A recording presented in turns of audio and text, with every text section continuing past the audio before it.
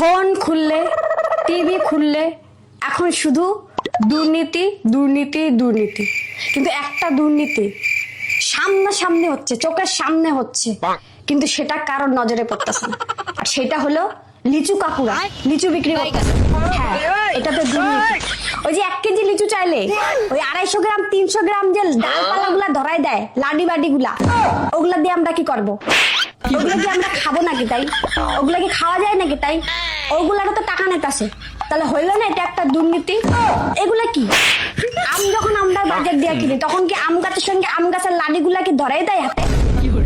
নাকি যখন শশা কিনি শশার লতা পাতা গুলো আমাকে হাতে ধরাই দেয়? তাহলে লিচুর বেলা ও ডালপালা কেন আমাকে দেওয়া হবে সবসময়? 1 কেজি লিচু দিলে 200 গ্রাম 300 গ্রাম ওর লাডি মাডি সব প্যাকেটের মধ্যে ঢুকাই দেয় কেন? আমরা কি ছাগল নাকি ওগুলো খাবো? এটা কিন্তু একটা বড় সড়ো দুর্নীতি। টাকা যখন নিতে আসে তখন 1 কেজি লিচুর টাকা নিতে আসে, তো ওই সব 200 গ্রাম 300 গ্রাম ডালপালা গুলার টাকা উনি নেবে কেন? ওগুলো মাইনাস করতে হবে। এখন যদি আমি যদি বলি কাকু তুমি ডালপালা কেন দিচ্ছ, ডালপালা লাগবে না, আমার খালি লিচুটা দাও, কয় তোমার নিতে হবে না।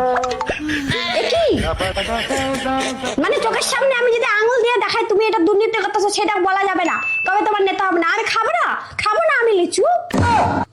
আমি বলবো, সবাইকে বলবো, এটা কিন্তু একটুখানি এটা নিয়ে একটুখানি আলোচনা করা দরকার। আচ্ছা, এই দুর্নীতি আমরা সহ্য করবো না। ঠিক আছে। আমরা যখন আম কিনি আমের সঙ্গে একটা বড় লাডিকে দিয়ে দেয় আমার করে, আমের লাডি। নাকি যখন আপেল কিনি আপেল গাছের ডালপালা লতা পাতা সব দিয়ে দেয় আমার করে। আমি তো চোখে নিজের চোখে কোনোদিন আমি আপেল পাতা দেখি নাই।